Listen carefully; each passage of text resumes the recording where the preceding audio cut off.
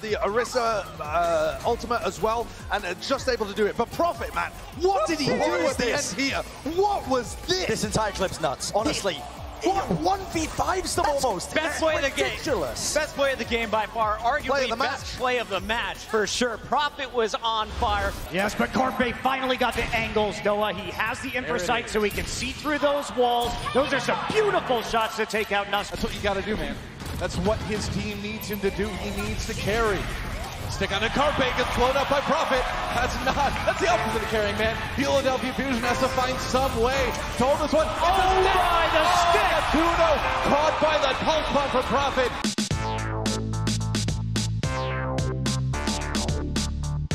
What's up, everybody? Frito here for your Overwatch. Finally back home, and I hope my voice is recovered because we have a lot of Overwatch to break down with this epic 7-map set. Perhaps not as close of a grand final as we would have liked, but if you were watching live or maybe you were at the Barclays Center like I had the privilege to be, you know that the energy in these matches was contested even if London did steal the show.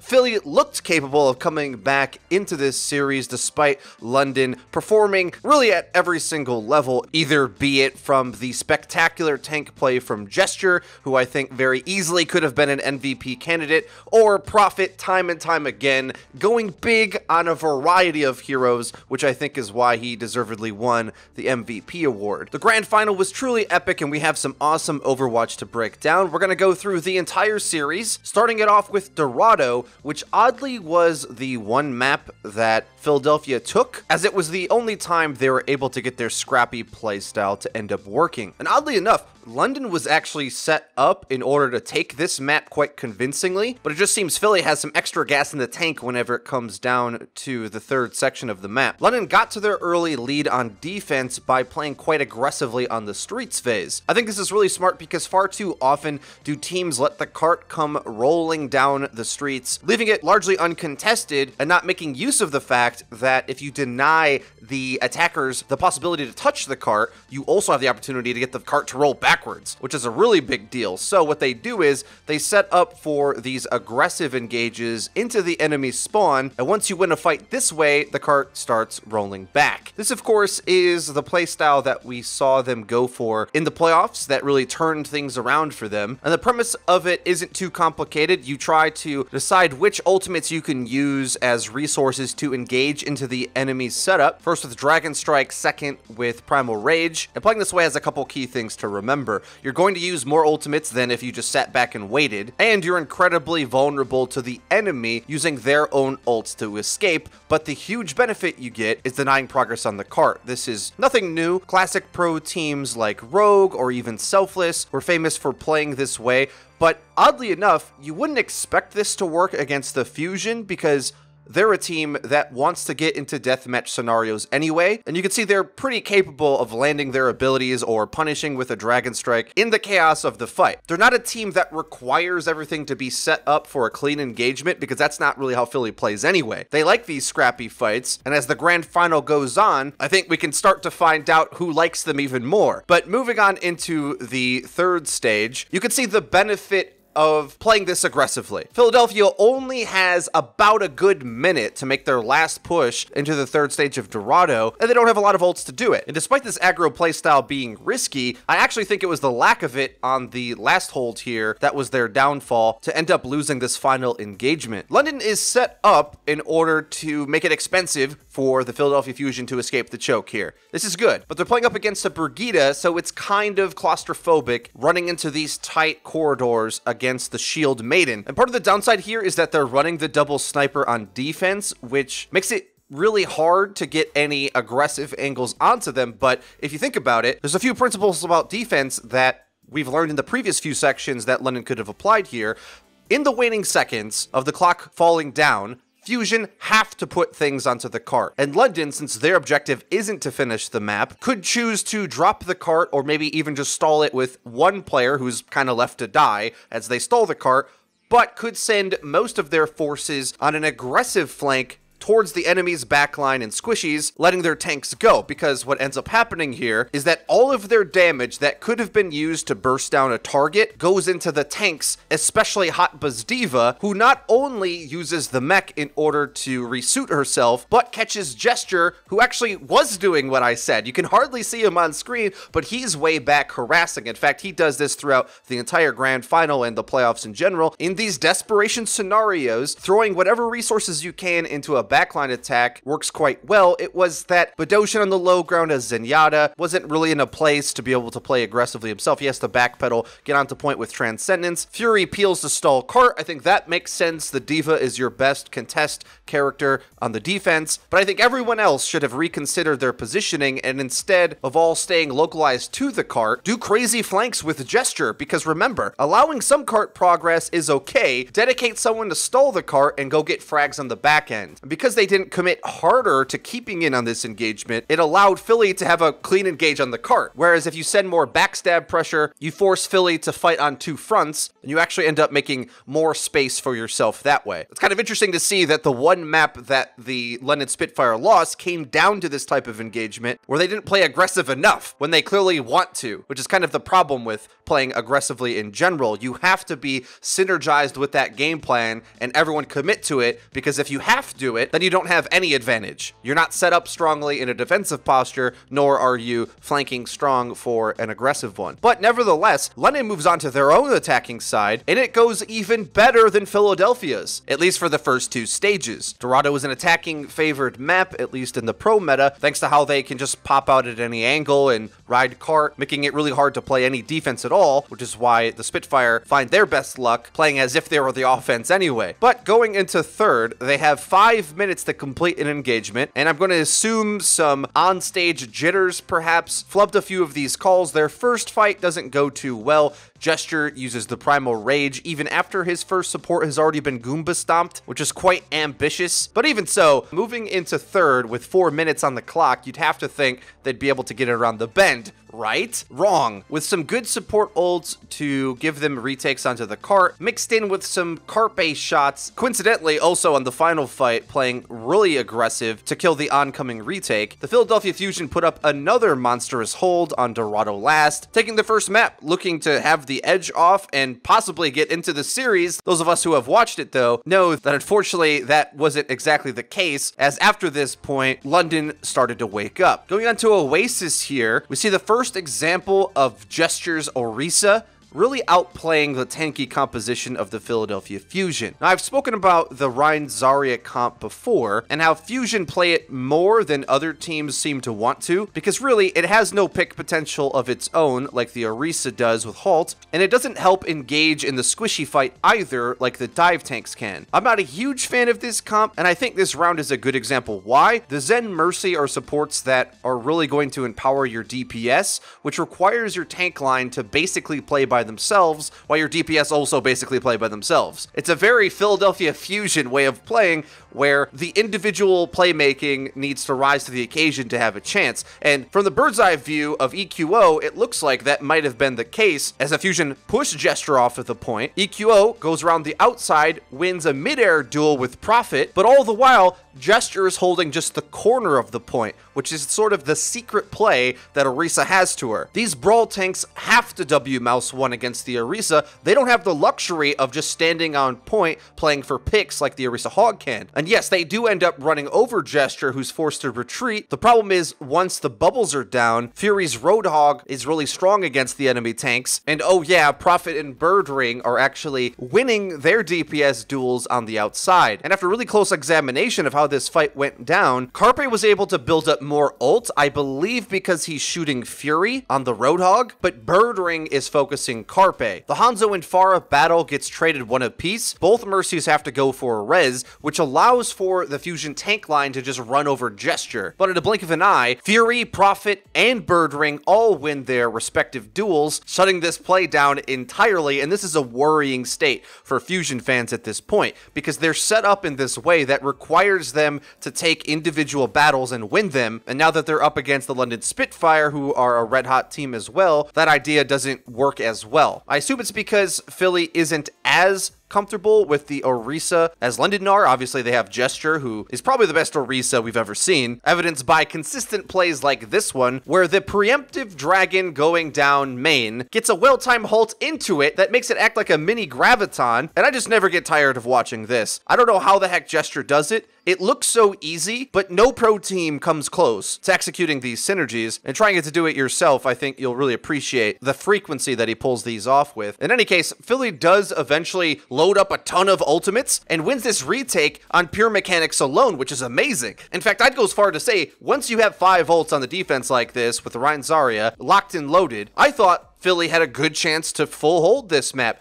But London goes for the very smart counterplay. What counters Rein Zarya? Dive tanks. Why? Because as the retaking team, you don't need to take the point, touch it, or even think about it until you worry about your frags. London are able to do a stage dive. Staging is the process of getting the good ground you need first in order to launch yourself from. And the Fusion are playing quite passive on this and allow this dive to get set up on them, but what really can they do bar throw a bunch of ults before they even get here? They're trying to look for an ult setup, but they lose this fight on multiple fronts, and the play that London set up here is just marvelous. They have half of their team set up for the backline dive and half making their way towards the left-hand hallway. I can't imagine why Hotba wasn't even looking for a grav early in this fight, but he's hanging way back in the left, not even really ready to use the grav. I assume because Sato's job was to set up for this Earth Shatter here, but his team is nowhere near him to follow up. But in a way, how could they be? Because they had to set up to react for the dive that was coming in as well. This is why a lot of times you see support combinations like Lucio Moira with the Reinhardt comps, because otherwise mobility characters just wreck most of your team. Ryan's caught off on his own, Zen's in the back, and he couldn't even get to a good spot before the dive starts coming in. No one can really get to Sato to help him with this fight over here, but you can see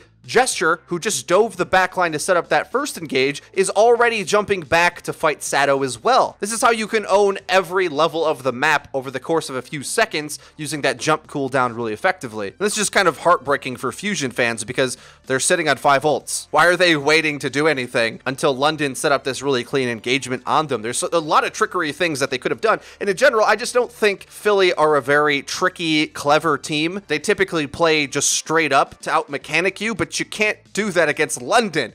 Turns out they have the best DPS in the world. Myself and others who thought Fusion had the best were sorely mistaken based on how the 2 days matchup ended up going. And as the cherry on top, Fury did come in the clutch to gobble up that Graviton surge that Hotba was attempting to panic out at the end there. One of the many Gravitons he's going to end up eating in this grand final. His play was amazing as well, and you probably could make an argument that he could have been the MVP with some of the huge diva plays that he put up. Moving on to the garden stage now, Philly actually comes out on top in the first fight, but fall victim to some serious greed in this engage, and it's surprising to see the point get flipped this quickly due to how long teams normally can stall for. And what it comes down to is Philly decides to stand tall on the point using Neptuno's ult, but the thing is, London has Nuss's ult as well, along with a third support. So their healing is just going to be way better in this instance, which Fusion should have known and been able to read moment to moment, just seeing the health bars of the enemy as compared to your own. As you start to lose fights like these, don't be afraid to run away, even to the other side of the point, or just abandon it altogether to go get kills somewhere. Because the worst thing you can do is hold your ground and die. That's not an option. Unfortunately, as it comes down to it, when you know the enemy Brigitte is coming your way, you just can't let these Brigitte comps get on point uncontested. This is where the aggression of London Spitfire works so well in this meta, because although you would prefer not to fight the Brigitte, oftentimes you need to engage them early with your damage so that you can sneak in a fight before they're contesting the point, because once Brigitte gets on contesting the point, then a fight like this happens to you where you can feel like you can't focus anything and you're rushing to try to get a kill while they're capping, and it's just too late by that point. And then next on this oncoming retake, very nearly a good set of plays by the Philadelphia Fusion. They're setting up a pincer attack here with their DPS ultimates. Sato engages in, starts to get bursted, pops Primal Rage, and starts turning this side room into a bounce house.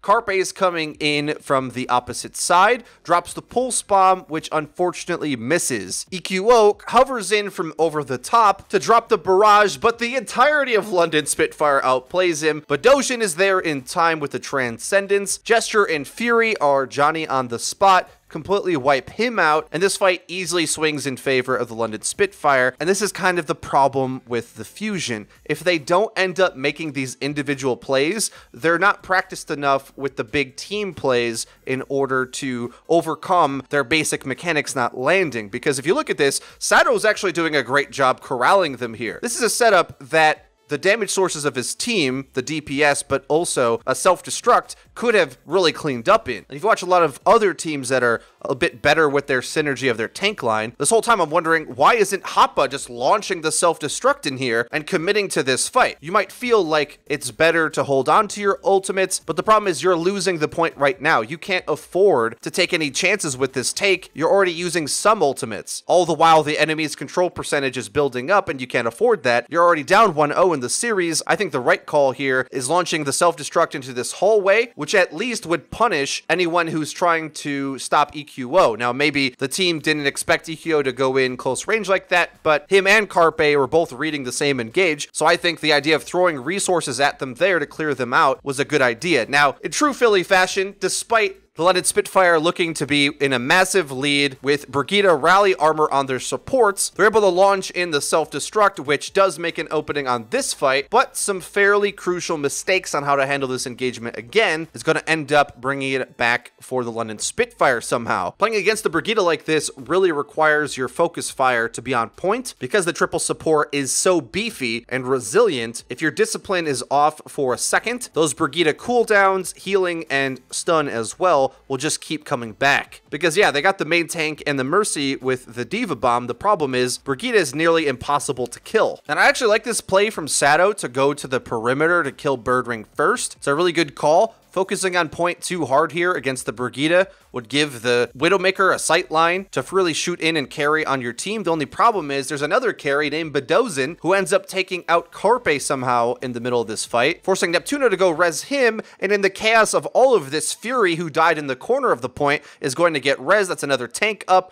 and you just can't have that. Playing up against this Brigitte comp is a bit of a mechanical check, and Widowmaker, as sick of a character as she is right now, can't afford to be dying to Bedosian in that fight, and let's face it, probably couldn't find a whole lot of meaningful damage with all of the tanking and Brigitte barrier in the way. Because remember, you send EQO out to go deal with Birdring. Carpe is not the guy that you really want tank busting and dealing with the Brigitte. That's what the Pharah's good at. I think perhaps going to the double spam on this point might have been a bit smarter. We haven't seen a ton of Oasis on this current patch to know exactly the meta of Gardens in particular, because we've seen the other stages a bit more, but I don't think Widow Pharah is it. I don't think the sight lines are actually long enough to justify it. It makes more sense for the London comp because they're playing tanky on the point anyway. And yes, the angles the Pharah can get and your own Widow will help you take the enemy Widow out of the equation, but how do you deal with the Brigitte on the point? You just don't really have the punching power to do it unless the Pharah hits some sick rockets, or if you're expecting Carpe to hit shots that are actually incredible, compared to a character like Hanzo, who could just dump Storm Arrow into tanks, or even McCree in this situation, I think would have done a lot better. Now, with Oasis not going too well for the Fusion, they set their attention onto Eichenwald, which is a map where both teams looked quite strong in the playoffs thus far, but you'd have to say London shined a bit brighter, especially with their flexibility. Key players we're going to want to look out for is the matchup between Hotba and Bedosian, who are both on that flex DPS support-ish role, whatever we're going to be calling it nowadays, where you'll find them playing the flanker Tracer to flush out angles, or the Roadhog, which are both very high-performance roles. Now, despite their first attack not going too well, they regroup, find some angles, and are able to get their damage to land and snowball these fights. This is the benefit of running these 3 DPS against this bunker setup, although, of course, you only got one healer, so if you mess up, you're probably going to die easily. The problem is, these bunker setups are so strong that you're probably going to die easily anyway, which is kind of the nature of why we see 3 DPS in the meta so much, because it actually takes a whole lot more team damage in order to bust through it, but it also gives you the ability to make more plays, as you have more characters that can jockey for position, especially on this Tracer role, who normally would have been a Zenyatta, providing all the support he does, but greeting that out with a Tracer really lets you infiltrate, divide, and conquer. The only problem is when they transition into the Streets phase,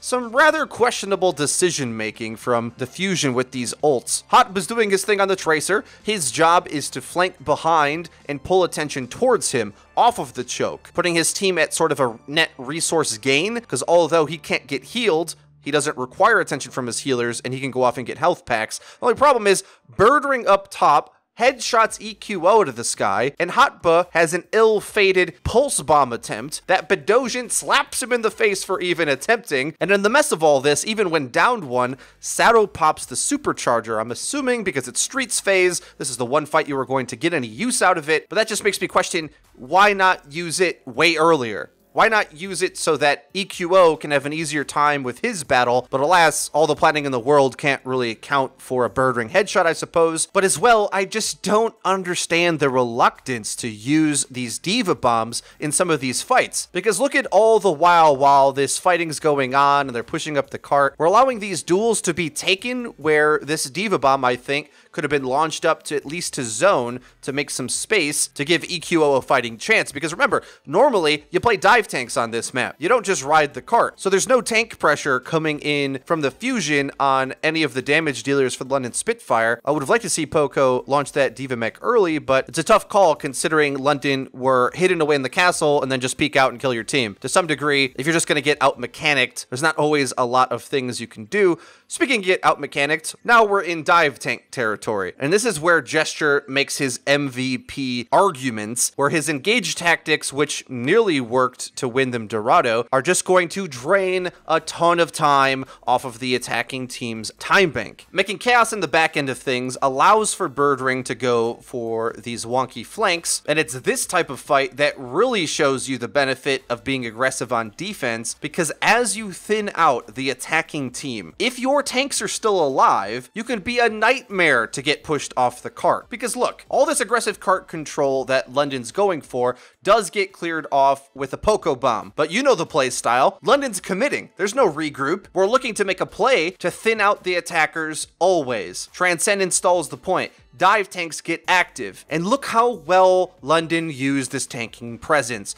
Fury somehow finds Hotba, and EQO makes a major mental error here. Bedosian, safely playing footsies inside of this bubble, is really hard to hit. EQO tries a bit too hard to carry himself, and he gets taken out without a damaged character in sight. Just the dive tanks and a Zenyatta stuffing up the progress on the point, and that impatience from EQO is going to really be the downfall in this fight. Because with all this brawling, with the transcendence that they fed into Gesture, now he's got Primal Rage. He goes into the backline, kills Neptuno and Carpe, giving time for Nuss to come back. He resurrects Fury, and we haven't moved the cart yet. Philly have a massive respawn advantage, but the control of the map that London is putting down on them with these plays takes forever to get any objective going. So much so that London goes for the regroup. Philly has a better respawn advantage though, so they end up coming back with more numbers. London backs up a bit. Carpe gets a kill on Birdring, which pulls out the res, but Poco capitalizes with a bomb. But again, we're running this triple support comp, so we still have some healing and cart brawl. After all of this craziness, getting the cart 10 feet, Bedosian has yet another Transcendence to use on cart to unleash his tanks onto the enemy once again. And Gesture's just putting up a highlight reel out here. This is what happens when you have this Brigitte into triple support. It really lets your dive tanks be stars. They just have way more healing, they have help brawling out on the cart with the Brigitte, and they're just allowed to bully most of your team, and if you don't find burst kills against this comp, you're just gonna get wrecked. Gesture on the cleanup crew, and again, does his trademark aggressive bubble onto an enemy far. I pulled this off in the playoffs against the Gladiators, and does it here again against EQO, who out of frustration tries to even hit the barrage button on low HP. The splash damage ends up being his own demise, and now EQO said, enough of this, I have to play the Brigitte. But what's Gesture do? They have tank ultimates. He goes for these really deep, awkward flanks that requires the enemy to turn around on him. But his Winston play is so fierce, he's able to both pull all of their attention onto him and assassinate the Mercy in the midst of this. This is the problem with playing up against this backline aggression once you have to get to the cart. What do? Do you ignore Gesture as he zaps down your backline for free, or do you chase him so that he can make a Primal Rage play on you? It's hard to say. Either way, you kind of just have to put up and land your abilities quick and start killing something, or he's going to kill you. Because let's face it, now that the Fusion have to play on cart in the waning seconds of the map, the Mercy advantage is going to be massive. I mean, London won fights without a Mercy, but they also had the luxury to play around the map, and instead Philly have to go to cart where they're simply just at a res and heal disadvantage. And now they don't even have a mechanical carry DPS from EQO, so it's not like he's hitting headshots to bail them out of this situation. But despite the amount of criticisms we've been levying against the Fusion, they are a very mechanically strong team. So there are instances, especially in these payload maps, where their game plan of just wanting to square up against you to play a bit of deathmatch is going to work out. They play aggro at this choke, which actually holds the London Spitfire for a healthy amount of time. So much so that it looks like they have the opportunity to perhaps full hold here, which is probably their best win condition at this point. But for whatever reason, even after throwing ults at the choke in order to hold for about 2.5 minutes, Carpe launches a clean-up Dragon Strike, which, as we've seen throughout the playoffs and the Grand Finals and everything, Dragon Strike is one of the best ultimates in the game for this meta because nobody is playing characters that's fast enough to get out of the way. Holding this to use it through the walls in order to punish anyone trying to get through the choke, I mean, we've already seen him use it at the choke earlier. It's amazing at guaranteeing kills and being a massive initiation tool in order to set up for these bunker comps to win. But without it, going into the next fight, yeah, they have some ults, but nothing that's really good at range, which is the entire premise of how these Fortress comps fight. EQO's got the right idea going on the flank with the barrage, but it's not going to offer up as much displacement and firepower as the Bongo and self-destruct of the London Spitfire have. In the end, London just had more ultimates to use in this fight, had more firepower, and they end up on top. If Carpe keeps that dragon and uses it there, that could be entirely different. And instead of London taking the point, perhaps they even retake, at worst, giving up a couple ticks. Maybe with a panic swap onto dive characters to make it there on time. But instead, London now has the ability to take it to Streets phase. Granted, not a lot of time, but also not a lot of distance. One clean punish off the choke will probably be enough. And if you've watched the Valiant game, this is starting to look quite similar to how well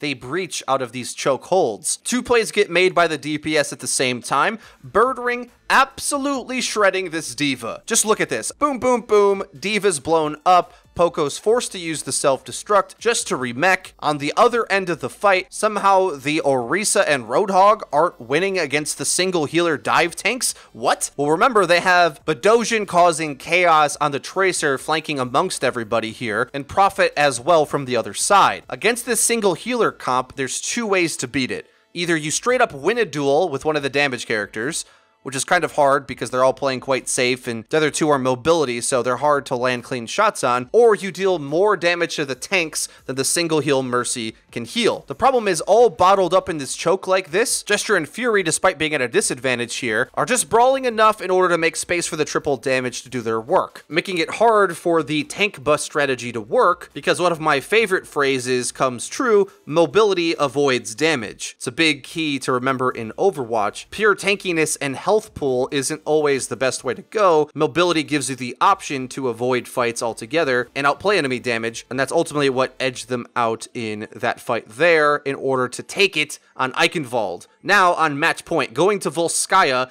This is one of the more epic maps of the entire matchup, and despite it being a low-scoring affair, it was a pretty nutty matchup, all things considered. Fusion start the map by scouting what composition the London Spitfire have, and when they see its double sniper, single heal bunker, they opt for goats, 3 tanks, 3 supports, which is a comp built for point presence and blowing up the enemy's front line if they don't play properly. But it's Gesture. He's going to play properly. This is the type of comp that, in theory, just allows you to W-mouse 1 onto an objective and capture it before the enemy have much to say about it, and it's quite a bit more difficult to counter than it is to run. However, it does have a very harsh drop-off in the amount of skill you can put into it. If the enemy outskill you and play better, you're going to get wrecked, which is what happens on this first engagement. First thing you got to know is the Orisa player here, your job is to get punched in the face and try to run the heck away. Pulling the engagement off the point here is actually very important, because Philly could opt to stay on point and cap it, and have nobody to fight, which also wouldn't be too bad for the London Spitfire because their objective is to hold out as long as possible, waiting for their snipers to get angles to find shots. And that's exactly what Birdring and Prophet end up doing. Poco on the D.Va actually ends up going after Prophet's Hanzo, and he ends up paying for it, which I think is kind of a questionable shot call. I think if you run Goats comp, you just can't deal with the enemy damage at all. And you have to just hope that you're going to be able to brawl the enemy's front line and have more of a brawling tank line left, that the enemy simply can't contest the point and you capture for free. That's kind of the theory of how it works. But Gesture parries back effectively, London's damage lands, and they end up taking that first fight. Not to mention, by blowing up a D.Va, you basically get your entire Dragon Strike ult for free. So a simple ult into Dragon Strike combo, I say simple, but let's face it, it's not simple at all, ends up cornering them in a room, wiping them out. Okay, respawn, go next. Philly's finally got some ults coming online. They're sticking with this Goats comp. They're in too deep at this point. They're going to have to be able to capture this point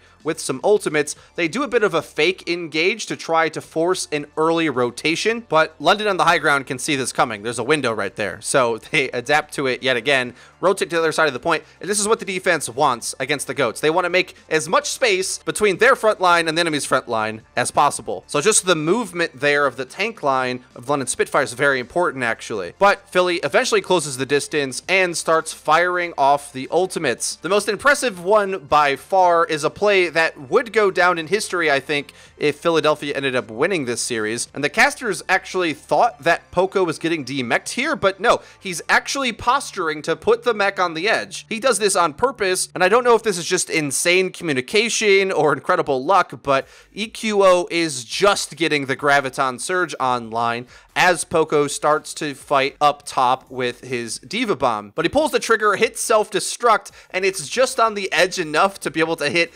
everyone at every angle on this grav. Really cool play, but it took them 3 minutes to do it, which doesn't make this map unwinnable by any means, but it's a very inefficient take and going to require, at this point, a strong defense to even have a chance, and as well, moving into point B, where the map is way more open, with no ultimates to speak of, bar the sound barrier, it's not looking too good for this Goats comp. They rush onto point and try to find a target to fight, but Spitfire, the right call. Run away. Goats comp always gets free objective and free space to some degree, and when you see them using cooldowns to close the distance on you, you have to parry back and make it hard for the melee brawl to smash you in the face. Jester and Fury do a good job coming to step back onto the point in order to touch it to try to halt some progress, but that's the best you're going to do as the mobility tanks in the situation. You kind of just step toe on point, run away, spin in a circle, hopefully not die while your damage tries to find its mark. Birdring does end up killing Neptuno, but the 3 support brawl is very strong.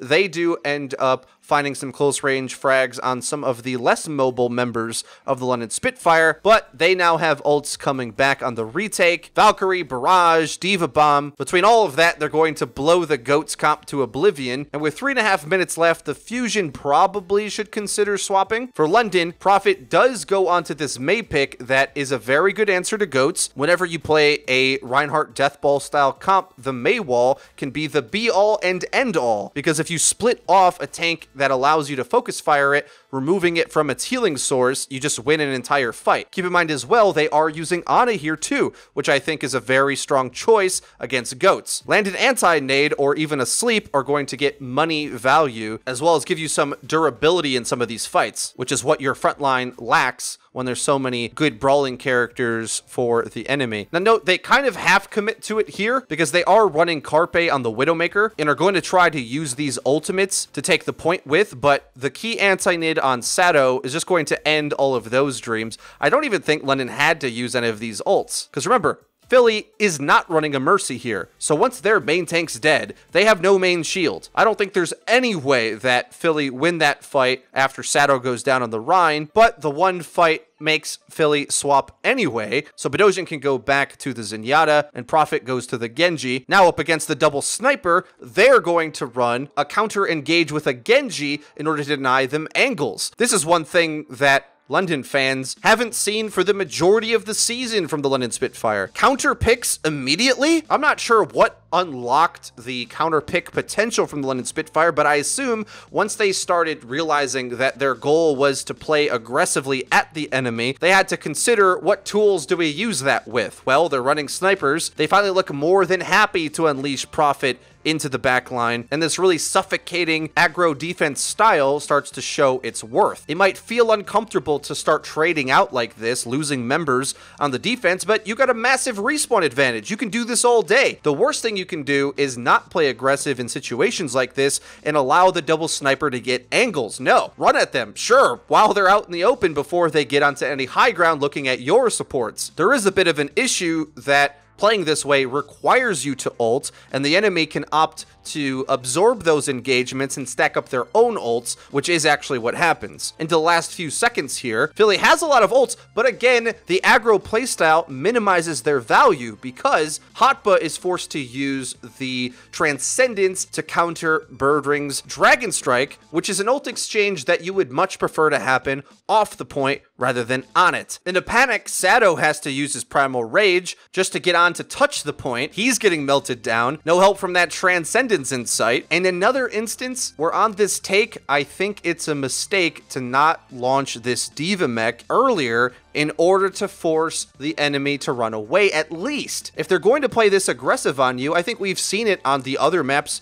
previous and in more maps to come. If London plays aggro on you, that means they're going to be in the line of sight for the Diva Bomb. You can't use the Diva Bomb as an extra life if your team needs it in order to punish this aggression coming onto them. In some ways, this is the one difference between the overtime push on Dorado and the one right here. On Dorado, in the transition from fighting aggressively into retreating back onto the point, Poco launches the self-destruct that zones out and confirms a kill. Now imagine if he does it right here on Volskaya, where there's tons of chaos, London scrambling back onto the point to contest, and you badly need to make a play. We could have seen a miraculous last tick take if that Diva Bomb ends up catching somebody out. But it's not going to catch anybody out once your main tank presence is dead off the point, not capping it, and the enemy can just ignore it as they hide away under no threat of the objective being taken at all. But as this series has been quite the defensive struggle for both teams, you can imagine Philly still has a chance. They're setting up with their double sniper fortress comp. Triple tanks, one healer, maximum pick potential, and London is actually opting for an attack Ana here, which you guys know I'm a big fan of. Let's look at the setup. I think it's actually the only way you're ever going to get dive to work against all these tanks with their shotguns and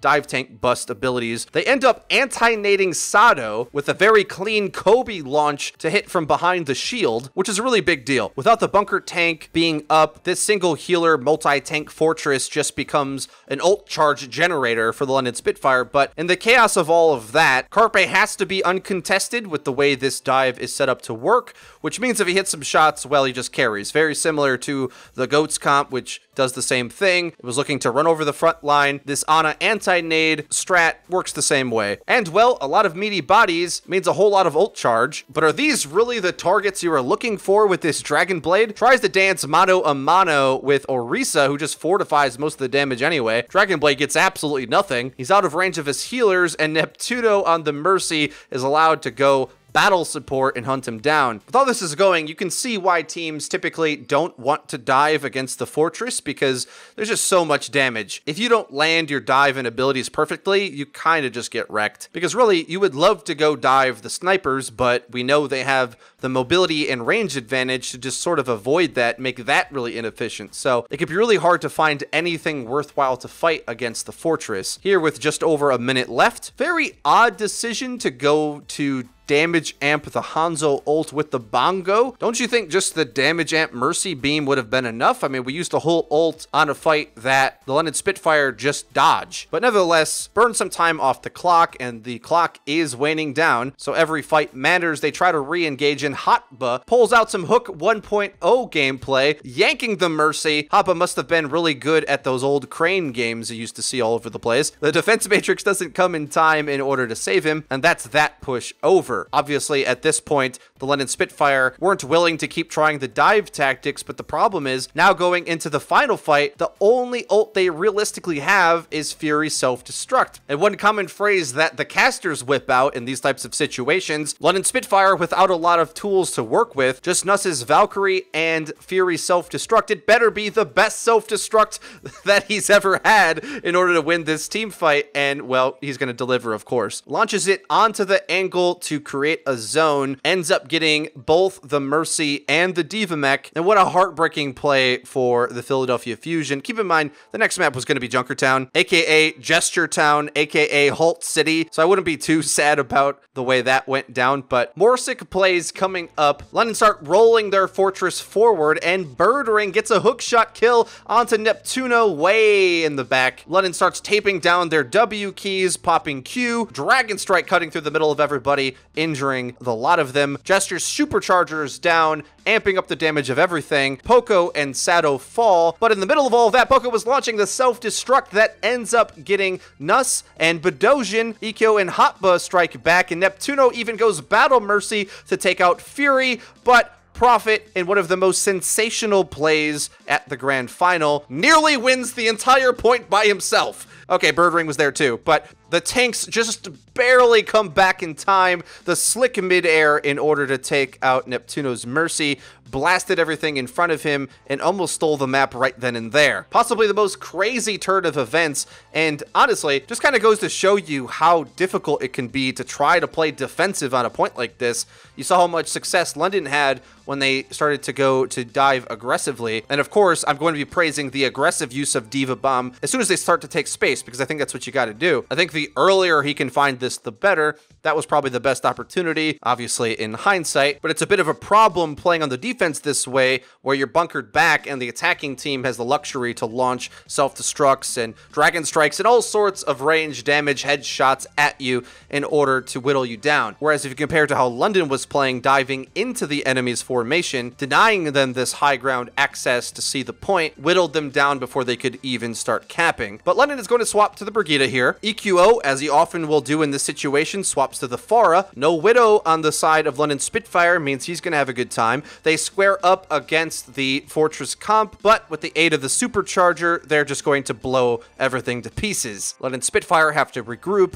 2 minutes on the clock. Next engagement. Prophet swaps to the Tracer to try to make some plays. Fortress on point, gets a hook, catches the dive, and EQO's barrage over the top does enough damage to light up the ground, but Neptuno did pop the Valkyrie, which he'll get pretty quick, but is a huge resource down, and now you'd have to say this is a pretty good window for the London Spitfire to attack. Only a Poco bomb in their back pocket in order to do much with, and what we see before us is possibly one of the biggest impact carry plays from a DPS ever in the Overwatch League. Prophet takes over this team fight just about by himself. Finally finds his flank angle up on the top, smoothly sneaking in to finish off Neptuno, recalls back, Carpe on the hunt, but the hunter becomes the hunted.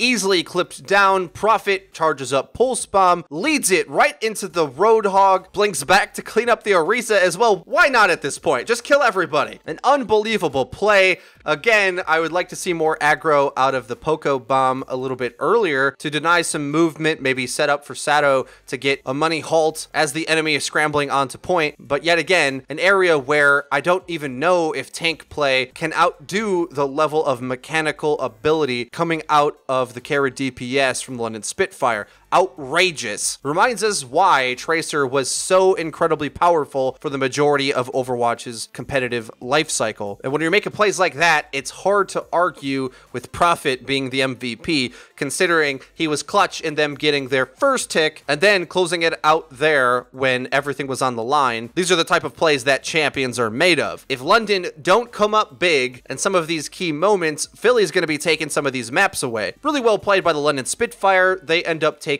Series 1. Moving on to day 2. The first map is Junkertown, and yeah, we're not that great on it, but at least we're better than Philly on it, so...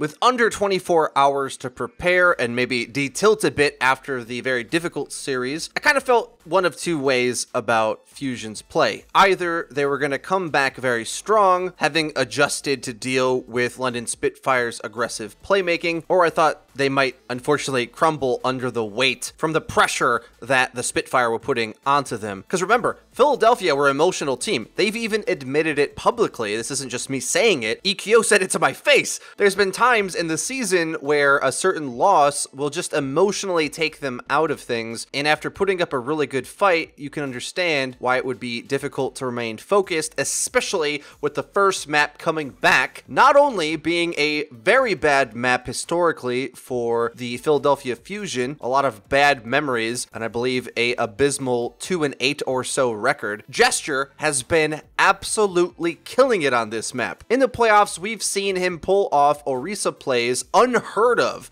Philly would have to put up an insane performance in order to outdo the value that London have been getting on this map. And it was on the second day where the problems for the Fusion are starting to compound, where although they can get bursts of impact often from individual playmakers, they don't have the consistent team output over the course of an entire map. For example, Gesture sliding in this halt at the very last second at the tail end of this fight, this Diva Bomb goes from probably missing everyone to nailing 2 critical targets right before it explodes. Money halt value there. But on the next re-engage, Philly shows they're no strangers to the tricks of this meta as well. Dragon Strike into halt zones off the aggressive defense. That's going to win them the streets phase. But just like Dorado, Junkertown is 1 on 3rd. And this is where the reliability of Gesture's halts begin to be too much. Carpe pops his wall hacks, EQO's on top, and is winning the duel against Birdring, but the halt hook comes through, and Birdring, who was allowed to get away with the Mercy Pocket attached, wins his duel against Carpe. And I'm a bit disappointed at how the Fusion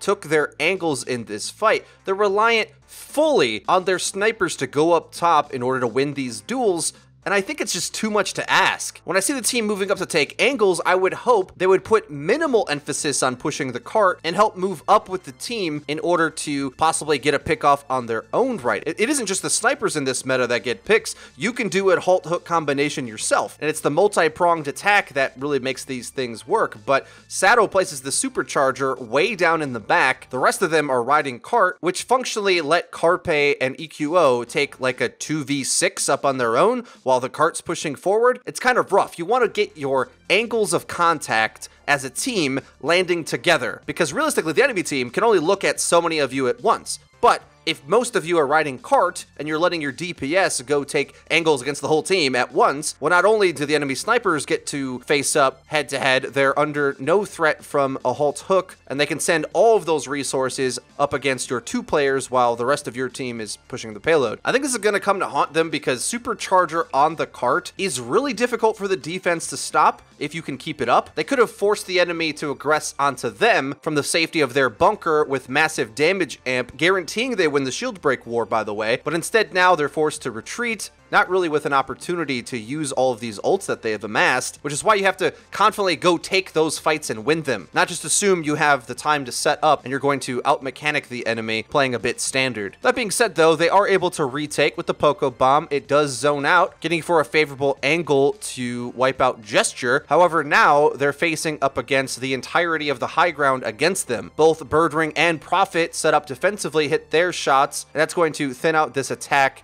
quite significantly. When you see footage like this, at some degree, it's hard to tell what the DPS of the Fusion could have realistically accomplished in these scenarios. Are they simply getting out-mechanicked? Perhaps. Maybe this is a bit too much of the DPS this time, getting over-eager to secure more map than their team could even help them with. I think the other team fight, the tanks were too passive, pushing cart when the DPS were moving up, but now I think we're in a situation where the DPS were just well ahead of the tanks and they couldn't have even caught up to them if they would have liked to. This meta, when you're playing in a sniper way like this, reminds me a lot of Counter-Strike. And something that you always want to set up in CSGO, a game that basically has insta-kills like the sniper meta does, is to try to always peak angles together so that if you lose your duel, if you damage them at all, your teammate can come clean up together. So you always want to peek, which I know is a gamer term from CS, and I don't know if everyone always knows what it means, but to peek is to show your body and to look out in order to take an aim duel, putting yourself in harm's way, but also giving you an offensive ability because you can see something,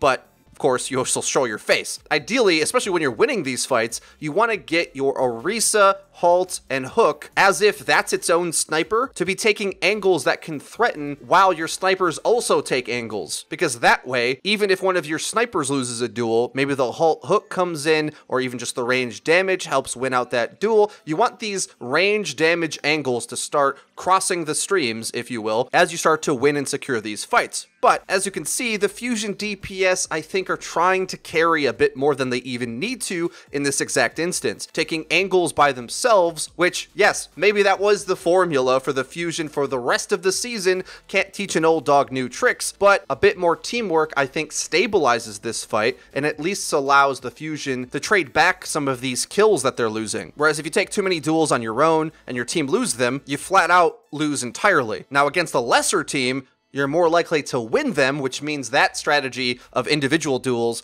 will win the fights harder because you occupy even more map because everyone's taking different angles, but it's difficult to do against a better team that has a chance of actually beating you in duels anyway. The TLDR version of this is I think EQO and Carpe could have gotten away with securing the angles around the cart rather than taking angles deeper into the enemy's side of things. Carpe goes for a flank angle against Birdring, who otherwise, way off in his own spawn, can't stop the cart, can't do anything against your bunker. Rushing that duel when your Resurrect is down, he just got used to save Carpe, forces the engagement when you didn't even need to take it. Now, if he wins that duel, maybe the entire fight unravels and Philly just finished the map right then and there, so it's kind of hard to criticize it. And to some degree, you gotta get your star players active anyway. But especially with the value of hindsight, I could say that was a bad peak. Now from here, of course, they go to dive comp, because realistically with the bunker up this close, 2 minutes left, it is a nightmare to try to get past some of these Fortress comp ults. Mobility is kind of the only answer.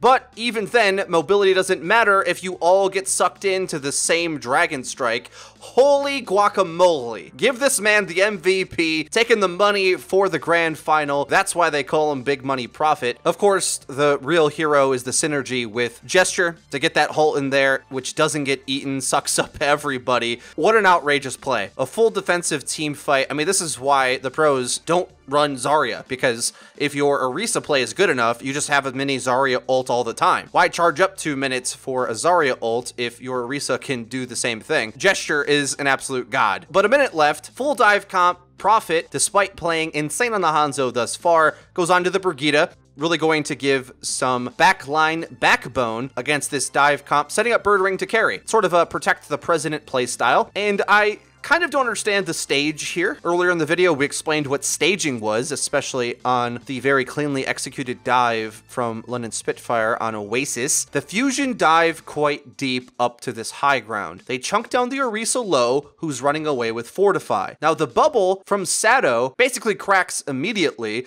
but it's pretty well placed, actually. It's going to deny a lot of sightline and would help the Fusion get to a really good place to stage from, up top. But they hang around on this long range angle for so long, Neptuno gets caught out. And maybe it was because they were trying to ferry in Boombox, who again is kind of the reason why it's so hard to run a Zenyatta nowadays against these bunker comps. Just how do you ferry him in without him getting wrecked? You almost just want to put him on a mobility character too, because I think if this dive comp successfully makes its way up to the top right of the spinner, outside of the view of most of the London Spitfire, then they can control the engagement and dive from there. But if they have to dive from a long hallway where all of the range damage and halt can hit them easily, that's just a nightmare. And in fact, thinking back to this, I think the obvious answer actually is Lucio when you're on the attack, because although the Discord orb feels like it's required in order to burst down anything when this triple support setup is entrenched in the backline, dive's going horribly. Carpe is left off on his own, which is actually not too bad. This is what they want out out of the dive comp. Pulling attention towards him is a great idea, but Birdrain gets his infrasight up, knowing where Carpe is, and starts the hunt. And into the waning seconds here, I think Sato's assumption was Carpe's not making it out of here unless he goes and helps out. The only problem is that just serves up him to be easily killed, where Carpe probably can use his blinks to evade a bit longer. These are one of those moments where I'm sure a lot of Philly fans were thinking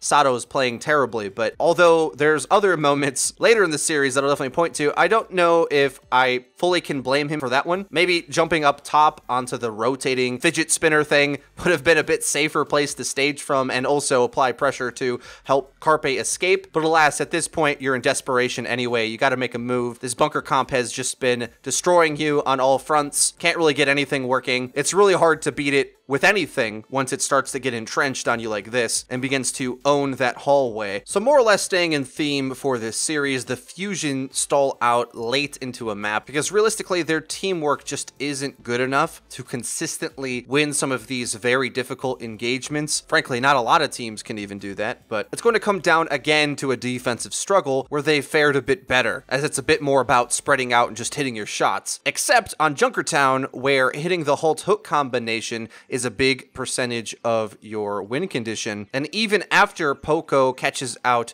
Prophet, getting a bit too greedy, wouldn't you know it, Gesture catches out Boombox with the halt hook combination, and the disparity in the tank line on day 2 was starting to show more and more because Poco is not eating enough of these halts. Granted, they're really hard to do. A lot of pro divas, even Space, who I'd considered the best off tank in the world, couldn't reliably eat Gesture's halts in the playoffs, and Poco's finding the same problem. But on this map and on others, we'll especially look at Fury's play, who comes in the clutch time and time again, even when the halts are landed, to eat the follow-up. Because if you do that, your teammate can get out as well. But moving on to the streets phase, some absolutely clutch play out of the Philadelphia Fusion, where they're still losing this halt hook combination now, seemingly off cooldown. Boombox gets hooked in, and Neptuno goes down in the backline, but Poco with an expertly placed Diva Bomb, hitting everyone at the Mega Health Pack, even exploding its way onto Cart, also getting the damage amp from Sato's Supercharger, big team fight win. But just as the replay is ending, like clockwork, Spitfire land another halt hook combination on Boombox again. This poor guy just got out of respawn. He waddled his way back there just to get chain hooked and wrecked again. And remember, Poco actually got demeched in the previous fight, so there was not even an opportunity for the mech to help eat any of that damage or the halt itself, and London's just aggressively throwing all sorts of damage at the fleeing Fusion. Dragon gobbles up Baby Diva and the hiding Mercy, all sorts of fortress damage just landing at their face. Okay, final point, 4 minutes. Philadelphia Fusion have put up insane defenses before. Can they do it again? London go aggressive, so aggressive they don't even open the doors fully before they try to sneak in this fight, which actually isn't too bad, because if you end up losing this, which they do, at least they have a bigger entry path to get onto the cart set up again. Much harder for the defense to trap them. If the garage door is wide open for the payload, gives them a huge advantage. Now, going to this last fight, Neptuno actually has Valk, but the bunker is barreling its way down the street with a supercharger blasting its base from the back end. What you gonna do with all that junk inside your trunk? Spitfire just sort of casually walk their way down the street, and Philly get absolutely mowed down. This team fight was so convincing, it's difficult to see if Philly had any plays to make whatsoever. Did they have a chance to even get onto this cart or get a kill? Big bunker in the way, they're riding the cart. You can't contest it, you're just gonna get blown up by the supercharger damage. What could have they have done? Well, the problem is, because they're single healing, Neptuno can't really damage amp in order to win the shield break war. He's gotta heal. Whereas if they didn't take so much damage to their tanks' faces, maybe then they could plop down a new shield or avoid damage and use 30% damage amp against 50% damage amp to sort of trade out the shield break war, then kill the supercharger. But they're losing out on this poke battle all the while. London are taking the high ground, all the space in the world to be able to shoot down on them like fish in a barrel. And you can almost even see, moment by moment, as the angles get tighter and tighter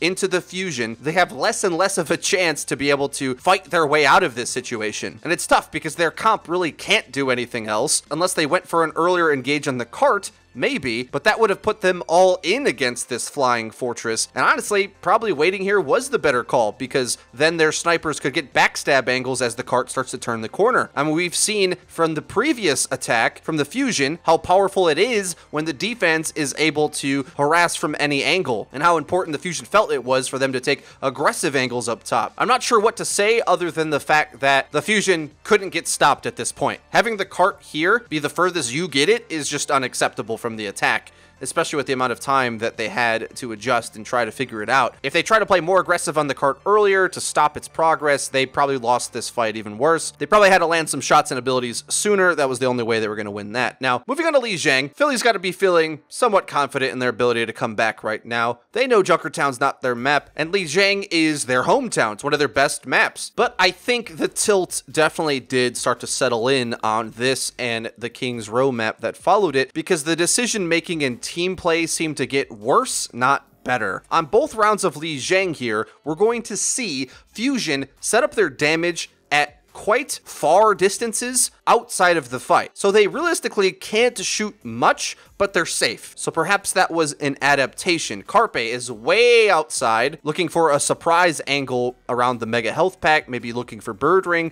We can hardly see him anywhere. And because of that, EQO and the tanks for the Fusion play back really passively on the outside edge here. Meanwhile, Gesture is putting his bubble on their side, denying them all of this space. And I don't really understand what the tank line of the Fusion was looking to accomplish here. I suppose they're just playing to protect their damage, right? Looking for some aggression to come out towards them, and they're going to enforce. But at the same time, they don't have any space because you haven't pressed W. London is allowed to have their supports far back left and tanks on the point, while we're just sort of sitting back here looking to hit a range shot. Very indecisive, and this type of play only works if your DPS hit range shots. That's all you're playing for. Whereas Gesture and Fury are more confidently going onto the point and chasing down kills and trying to actively make things happen. So over the progress of the point unlocking, they just get the point for free because no shots were hit. And now Fusion are left wondering, like, what do we even do from this point? Now, finally looking to play with a bit more decisiveness, Sato, who actually charges up his Primal Rage quite early,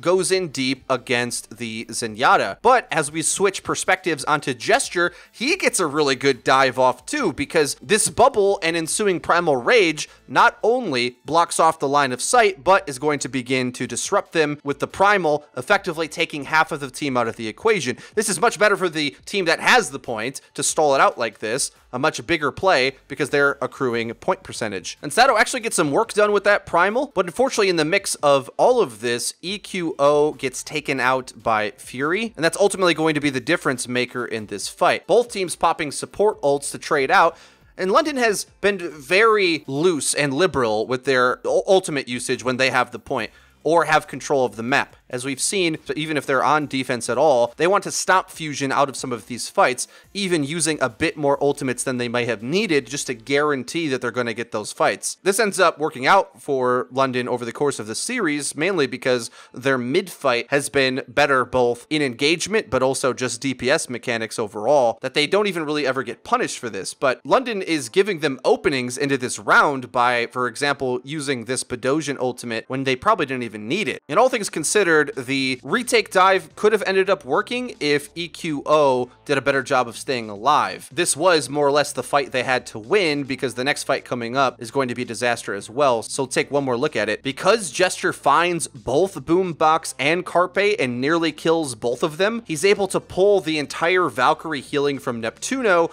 to come save the both of them. That healing can't go on to EQO, who just gets pounced in the sky by Fury. Whereas Bedosian, who originally captured the point with his team, although he's dying out in the middle of everything in the courtyard, he's much closer to the rest of his team, so even when Nuss goes in for the res, they're going to get more value out of their Valkyrie healing in comparison, because Gesture doesn't need healing, he's got infinite health. And in the mix of all of this, Prophet can play a lot more aggressive, with Carpe getting tied up, and they just end up really snuffing out that fight. And going into the last engagement, things are getting really nasty. Fusion doesn't really have any angles to get damage done. They just get damage to their face. So they're requiring a lot more healing, and the tanks are trying to find a good dive target to disrupt, but the clock's ticking down. And at this point, me in the stadium, I'm standing up, screaming for someone to get onto the point, see the C9 coming from a mile away. That's a Charlie Niner. EQO on the run. He just gets melted down. London's just playing too well at this point. As a unit, they're playing a higher tier of Overwatch on this map, and Philly are just too slow. They can't get into angles quick enough. They can't decide on the right play. Their shot calling isn't coming as fast and as intense as it's going to need to keep up with a Korean powerhouse roster where they're all speaking the same language. And you have to think the tilt is settling in at this point. Look at this very first engagement on the next round where they have a chance to come back again. Remember, that first attack is everything. You put yourself at a massive advantage if you're able to get this first attack to work. No matter what plays the enemy makes beyond that, you'll be at a huge advantage. But again, they are getting a little bit cutesy with how they're setting up where their damage is. Saddle's in the middle of the map, and I don't know what he accomplishes being there. Because as we know, Carpe is going on this wide flank, and EQO's hovering a bit overhead around the point, and in fact, I see him go into the window. So where is the damage supposed to be coming? The entire point of where your tanks go, especially in the sniper meta, is to get favorable angles for your DPS and deny angles from the enemy. The way that this opening rollout works for the Philly Fusion is that the Philly tanks go to the middle of the map so that they can set up to die before either of the damage characters from EQO and Carpe respectively can see anything. Carpe is just barely getting around from the other side by the time Birdring snipes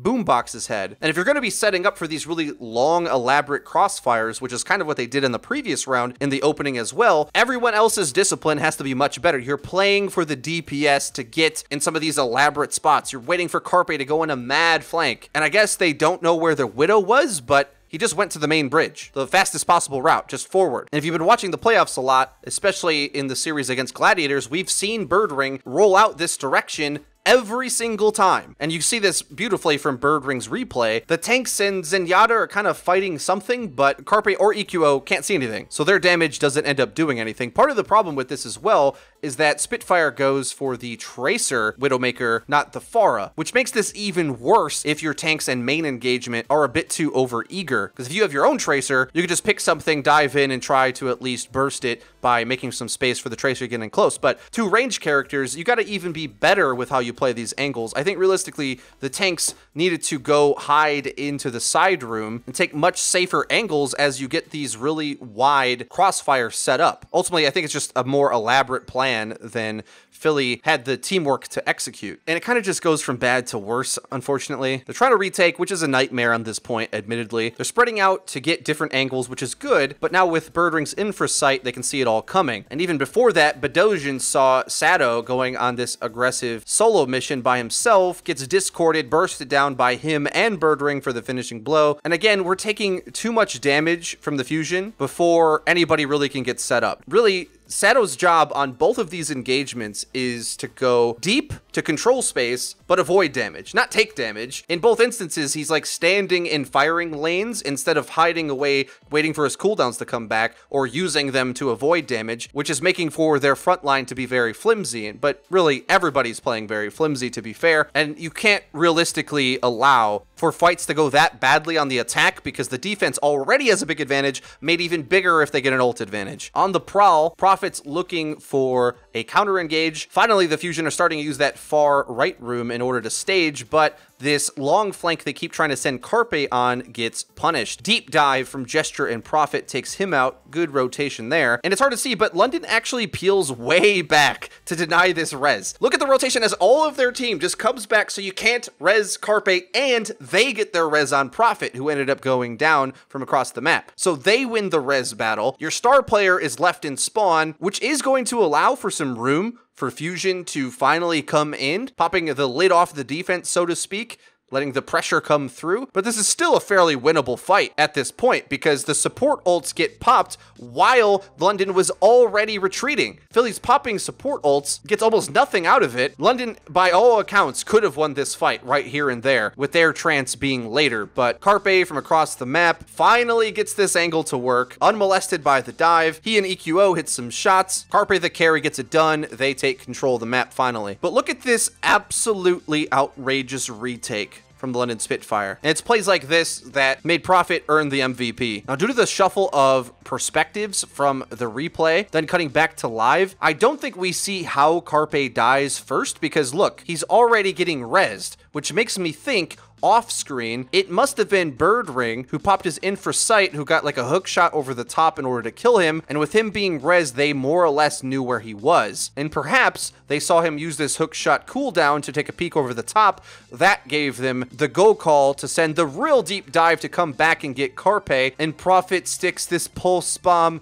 majestically, blinking in at the speed of light, and Carpe just has no chance. Well, you need this guy to carry for you. Let's see how he does from the spawn room. Their sniper's out. Birdring's left with a firing angle. Frags all over the place, and just look at Prophet's ult charge rate. I don't believe it. By the time that the next wave of respawns comes back, Prophet gets another pulse bomb, and the Spitfire aggressively go attack onto the enemy retake that's coming through, and despite Boombox's Transcendence going off, Prophet sticks a pulse bomb to Neptuno. Are you kidding me? Neptuno's gotta be seeing Prophet in his nightmares. That is outrageous. Snubbed from an all-star vote, doesn't get picked for the Overwatch team Korea. If you weren't respecting this guy up to this point, I don't know how you can ignore him any longer. Prophet is legit one of the best players in the entire world, and possibly the #1 best. We're going on to Kings Row, where Philly is a bit more comfortable, and it's here where it starts to look like they have the capacity to mount a comeback. Team starts getting angles, Carpe starts hitting shots, they start to set up their fortress onto the streets phase, and London plays dive tanks against this? How is that gonna work? Well, their goal in this defense is to manipulate this stairwell and the overhead flanks that it permits. So for example, as the tire engages on the main front line,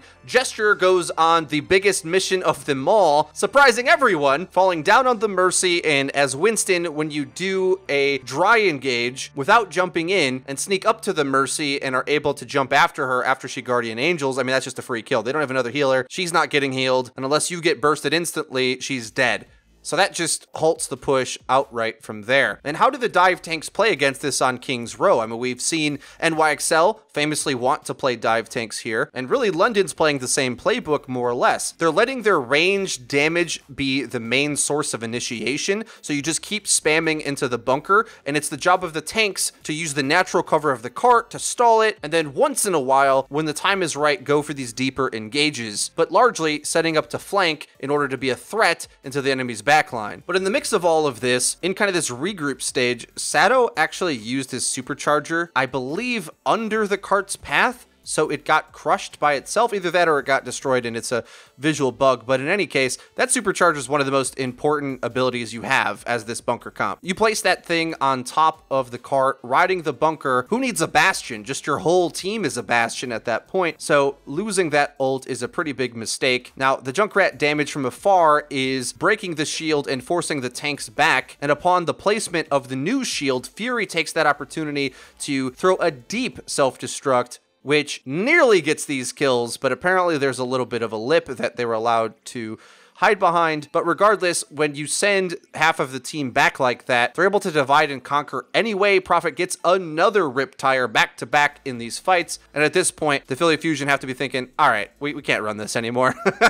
We're just getting destroyed, divide and conquered by this comp. Ideally, you would want to try to outplay the enemy tanks with your triple tank busting halt hook combination, but if the range damage of the enemy is just hitting you uncontested, I mean, the snipers of the Fusion can't even see Prophet launching nades from an angle into the mass of the bunker, so they just have to swap there. And far is not even that easy of an answer because they have dive tanks and a sniper, so dive tank mirror it is, and we see more of the classic London aggressive defense, fighting on the cart and the surrounding perimeter to really make it expensive for the Fusion to ever get out. But they do end up hitting some shots. However, a really good disengage call comes up here. Bedosian sneaking his way onto the high ground, basically gives him this kill against EQO. Now that they're able to capitalize on this stairwell and sort of backstab the cart in this way, they're able to get an angle on Boombox here that Fury capitalizes on. They go to burst him. He's got to use his Transcendence, and how the heck is everybody dead? How does everyone die when you're using Transcendence? Well, let's watch this again. Sato goes to duel Bedosian and actually barely gets any of the help from the Trance. Carpe does win the duel against Birdring, and Bedosian eventually goes down. Only problem is Prophet's Riptire's coming in, doing massive damage there, and we got tank ults to spare. Fury with the blasting cleanup. It was really that tire, I think, that came in and softened up everybody right as the Transcendence was ending to win that fight. Prophet with the clutch play once again. And Gesture, again, uses his Primal Rage, which should be the type of mistakes that loses you maps. London not really hesitant to pop ults on these aggressive engages, and they do it again. They play close up and engage with their support ults offensively. So really, Gesture's halfway to this next primal anyway. So being a bit greedy with it in the last fight when you didn't even need it really, you can see how they can start to kind of get away with being a bit flippant with that Q button. But still, their tanks have ults, which is a really big deal. Now Sato's the one who's able to stomp his way through the defense, and they break out of this hold. But it's extremely costly. You're not supposed to be pushing into the final stage with a minute and a half of King's Row. Not looking good. Despite any complaints about ult inefficiency, this playstyle of going aggro on the cart on the defense is really draining off the clock, and it always has this series, as we've said multiple times. Now, here's an engagement that on paper you may think Philly should be winning. From downtown, EQO gets a headshot dink onto Nuss. No mercy, Zenyatta solo heals for the London Spitfire. But as London has taught us multiple times in this series, a pick doesn't mean the fight's over. It means there's more things to play for. Yes, you're at a disadvantage, but Fury pops up a ferocious Diva Bomb deep into the enemy's backline, and Gesture finishes it off with a Goomba Stomp on Neptuno. Those aggressive Diva Bombs are the name of the game. I've been whining about it the entire grand final for these key opportunities where Fusion actually was more reserved with their Diva Bombs, but I think you absolutely have to go for those there. Because remember, even if you don't get those kills right there, every few seconds you freeze the engagement, it's time where your defender has a chance to respawn back. Buy them 3 or 4 seconds, they're halfway there, and the window for that big advantage that they have starts to close. But in any case, it goes into the final overtime push, and this is where Philly's offenses typically have started to go into another gear. Finding shots, getting an advantage, now that you're in overtime, is a really big deal. Normally, the defenders get a chance to respawn and trickle in and maybe get an entire team fight with some cheesy stall. But in overtime, the respawns are set to 15 seconds, I believe, not 10, which really aids the offense to be able to snowball their way to get the cart moving even farther. In many cases, if you're down to the wire and you don't think it's reasonable that you're going to finish with a time bank, waiting until the overtime kicks in to get your kills can be one of the best ways to finish the map. But of course, now you don't have any time. You need to full hold London. Let's see how that ends up working out. On the defense here, Bunker versus bunker, or fortress as I like to call it. Halt hooks and sniper headshots trading back and forth. Angles getting taken, but ultimately, because Carpe's not dealt with and he finally gets these flanks to work, he's able to get the strongest angles on the map, and if you bust down the enemy's bunker, they just can't push at all. The Orisa's shield is a massive advantage, and once you can keep respawning it and the enemy can't, well, you are just going to win. And at this point, the clock's waning down. Carpe's got sights. He goes and hunts down Bedosian, gets a shot on Birdring. 2 minutes left. It's starting to get into desperation territory for the London Spitfire. Fusion are well into this game, and they have some ults coming up that are going to allow them to put up a very staunch defense like London has against them a few times. London attempts for a fairly cheeky dragon that goes all the way to point, displaces the Fusion but doesn't kill them, but EQO's dragon's even better because it splits off Gesture from his team, doesn't allow him to retreat very well, segments him off, and allows him to get finished off, and the cleanup commences. And with about 1:30 on the clock, London goes to goats? Really? Now at this point I gotta say, I was incredibly happy to see this, because I know with the ults that the Fusion have and the big ult reset London just imposed on themselves, there is no excuse for the Philadelphia Fusion to lose this fight right here and now. If anything, London might win in about a minute if they're able to get some key ultimates online. No excuse for Fusion to lose right now. But even though I was that confident at the time, Fusion lose this fight. How the heck did this happen? Well, against the GOATS comp, you need good shot calling. You got to have the right engagements and set up your team to both sustain on the front line, avoiding damage and brawl, basically, running away from them so that you have a chance to survive, to buy time for your ranged DPS to hit shots. Carpe has already proven that he can hit shots for you. As long as the tanks play well enough, I felt like they should have been able to win this fight. Not to mention, you're sitting on Supercharger, possibly the single best ultimate in order to fight against the GOATS comp. 50% added damage? All you have to do is not have that thing die, and wherever they're set up, they either have to run away or get shredded. As long as Supercharger gets some value right here, they're going to be fine, but that's not what happens. Once the Spitfire commit down this center lane, running it right up the gut to the point, he could have popped Supercharger right up on this high ground, and it would have hit most of his allies, especially if he puts it a bit further back so that it even can attach to Boombox on the other side. Once you land this big halt on the enemy and everyone has 50% more damage and they're standing down on the point, remember, they already use speed amp right now, and if you wait too long for them to get another speed amp, they're going to be able to outposition you. They need to try to win this fight with firepower now. But they see the Dragon Strike coming, they're able to duck away into the house, avoid it altogether, and go on this really elaborate rotation. But now that flushes out Sato to have to come back to the corner of the point, now in brawl distance, and then he pops the Supercharger, but then it's too late. It's able to get run over by the GOATS comp, getting no value at all, and I almost can't believe it. They had Neptuno's ult,